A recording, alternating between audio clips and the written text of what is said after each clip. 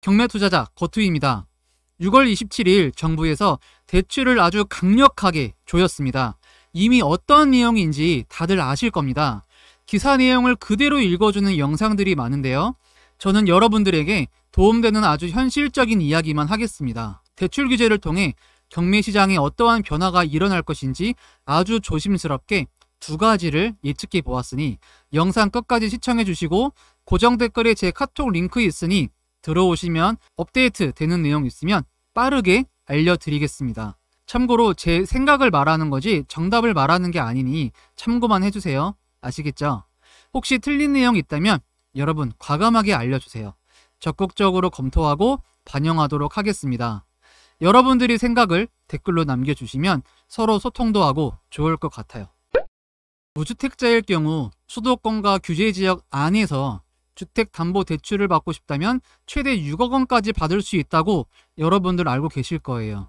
그리고 6개월 이내에 전입 의무가 생겼습니다. 대출 많이 받지 말고 내가 살 집 말고는 수도권 규제지역 안에서는 투자하지 말라는 이야기죠. 그런데 최대 6억까지 빌릴 수 있는 사람들 과연 얼마나 될까요? 억대 연봉자는 가능합니다. 그런데 지금 이 영상을 보는 대부분이 억대 연봉자가 아닐 겁니다. 저도 그래요. 네, 그래서 오늘부터, 오늘이 7월 1일인데요. 드디어 스트레스 DSR 3단계가 적용됩니다. 여러분, 벌써부터 스트레스 받으시죠? 아닌가요?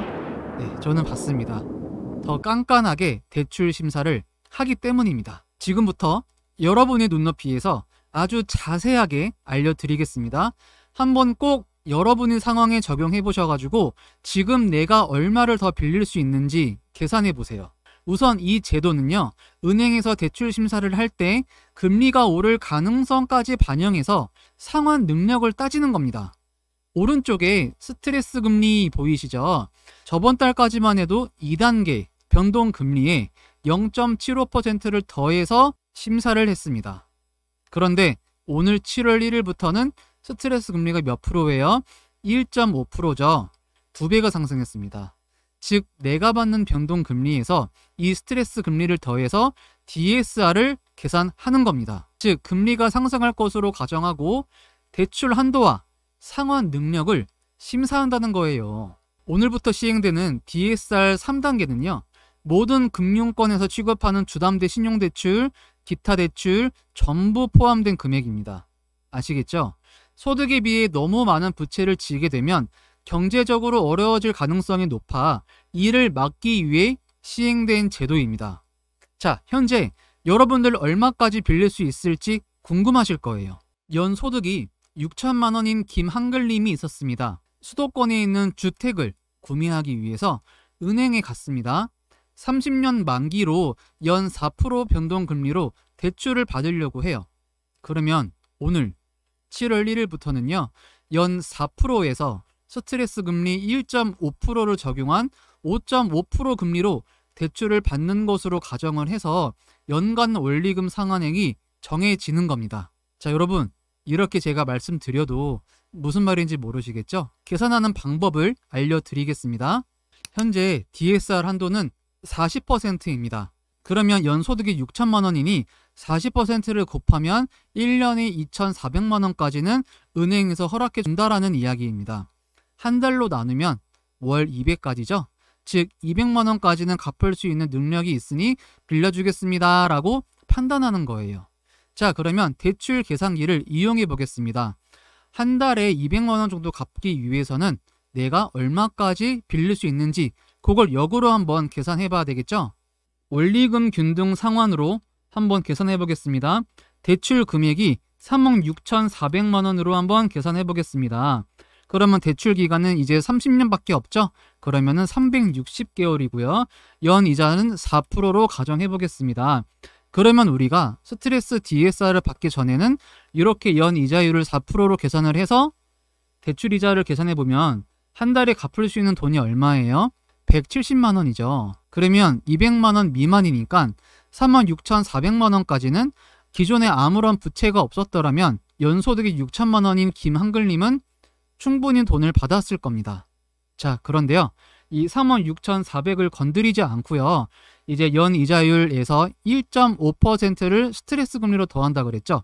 그러면 5.4로 한번 계산해 보겠습니다. 대출 이자 계산 클릭해 보니까요. 월 원리금 상환액이 204만 3천 원입니다. 자, 월 200이 넘으니까 DSR 한도 40%를 넘어가니까 은행에서는 대출을 안 해줄 겁니다. 그러면 스트레스 DSR이 3단계를 시행함으로써 과연 얼마까지 대출을 받을 수 있는지 제가 한번 역으로 계산을 해보니까요. 3억 5,200만 원으로 다시 한번 대출 이자를 DSR, 스트레스 DSR 3단계로 계산을 해보니까요. 얼마예요? 197만 6천 원. 아, 예전에는 3억 6,400까지는 거뜬하게 빌릴 수 있었는데 이제는 3억 5,200까지 빌릴 수 있겠구나라고 여러분 생각하실 수 있겠죠. 자, 이거는 부동산 계산기거든요. 제가 고정 댓글에 같이 링크 남겨드릴 테니까요.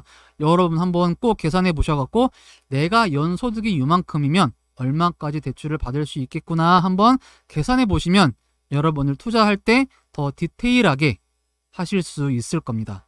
아시겠죠? 자, 그럼 여러분이 궁금해 하시는 거, 경매에서는 과연 어떠한 변화가 나타날까요? 이 경매의 우리 경쟁자는 누구라 그랬죠? 실거주자, 투자자, 그리고 제가 저번 시간에 왕초보자라고 말씀드렸죠. 근데 이번 시간에는요, 실거주자와 투자자만 한번 보겠습니다. 이 두 그룹이 경쟁에서 낙찰을 받습니다. 그런데 제가 말씀드린 거 있죠. 투자자는 실거주자를 이길 수 없다. 왜죠? 양도세 비과세 세팅으로 들어오게 되면 양도세 계산을 안 하기 때문에 더 높은 입찰가를 쓸 수밖에 없기 때문입니다. 자, 그런데 이번 6월 27일 대책으로 인해서 무주택자이거나 1주택자인데 실수요 목적으로 낙찰을 받으려면 이제는 수도권과 규제지역 경매 물건은 6억 초과 대출도 안 나오고요. 6개월 이내에 전입 의무가 있어 개인 명의로 낙찰받기의 심리적인 부담감이 높아질 수밖에 없습니다. 무슨 말인지 이해되시죠? 즉, 투자자가 이 물건을 건드리지 않으면 실거주자는 심리적인 저항성 때문에 유찰될 가능성이 높을 겁니다. 자, 아마도 사업자 대출을 받을 수 있는 투자자들이 기회가 많이 생길 것 같습니다. 이번 정책을 가만히 보니까요. 사업자 대출 규제가 안 보입니다. 하지만 사업자 대출이 너무 많아진다면 대출 규제할 가능성도 높겠죠. 그러니 사업자 대출 규제가 나오기 전에 입지 좋은 아파트를 사업자 대출을 활용해서 좋은 가격으로 낙찰받는 것도 좋아 보입니다. 자, 왜죠? 실거주자들이 낙찰받기 위한 심리적인 저항성이 커졌기 때문입니다. 이미 투자 잘하시는 분들은 지금 이 순간에도 낙찰받기 위해서 임장 다니고 있을 겁니다. 그리고 지방 아파트도 관심 있게 보셔도 좋을 것 같아요. 이번 규제는요, 수도권과 규제 지역에 해당되는 내용입니다. 자, 지방은 포함이 아니에요. 정책 브리핑 사이트에서 기사를 가져왔습니다. 새 정부에서 돈을 얼마를 푼다고 하나요? 자, 여러분, 무려 30조 원이 넘습니다. 전 국민에 15만 원에서 50만 원 쿠폰을 지급해서 우리나라 경제를 살린다고 합니다. 자, 잘 보세요. 시장의 유동성이 그만큼 풍부해진다라는 이야기입니다. 그러면 현재 우리나라 금리 볼 수밖에 없겠죠. 지금 금리 방향성 꼬리가 어디로 가고 있나요? 자, 떨어지고 있습니다, 여러분. 올해에만 2번 금리가 인하돼서 현재 기준금리 2.5%입니다. 그럼 한 가지 더, 우리 투자자는 한 가지를 더 봐야 되겠죠. 자, 뭐죠? 맞추시는 분은 투자 잘하시는 분들입니다. 바로 공급 물량입니다. 자, 전국 아파트 공급 물량은 어떻게 될까요? KB부동산 데이터 허브 자료에 따르면 여러분, 공급 절벽 수준입니다. 자, 그래프 보이실 거예요. 지금 곤두박질 치고 있죠. 자, 정리해 보겠습니다. 시장의 유동성이 풍부해지고 금리가 낮아지고 있고요. 아파트 공급이 부족하다면 돈이 어디로 흘러갈 가능성이 높을까요? 자, 정부는 이미 이 답을 알고 있어서 규제를 선제적으로 먼저 강력하게 했을 가능성이 높아 보입니다. 지방까지 풍선 효과로 인해 저평가된 지역 위주로 가격이 올라갈 가능성도 없지 않다고 저는 생각을 하는데요. 단 지방일수록 거품도 먼저 빠지기 때문에요. 만약에 여러분들이 관심 있는 지방 아파트 단지가 있다면 아주 면밀하게 모니터링하면서 투자자들이 어느 정도 진입한다고 느껴지면 그때 들어가셔도 나쁘지 않을 것 같습니다. 자, 선발대일수록 리스크가 크고요. 수익도 많지만 저는 성향이 리스크를 크게 지고 갖는 걸 싫어해서 말씀드렸습니다. 어느 정도 움직임을 확인하고 들어가도 늦지 않다라고 저는 이렇게 생각을 합니다. 항상 정부가 바뀔 때마다, 부동산 가격이 오를 때마다 대출 규제, 세금 강화 정책으로 항상 부동산 가격을 억누르려고 했습니다. 하지만 이 시장을 이기기에는 다소 어려운 면이 없지 않아 있습니다. 우리 투자자는요, 기회를 찾아다녀야 됩니다. 오늘 영상 도움 받으셨나요? 좋았으면 구독과 좋아요, 알림 설정까지 부탁드리겠습니다. 이 영상이 조금 더 멀리 퍼져나갔으면 좋을 것 같거든요. 다음 주에도 제가 여러분들에게 도움되는 영상으로 찾아올 테고요. 소액으로 투자해서 자유를 낙찰받는 그날까지 제가 응원하겠습니다. 같이 해봐요.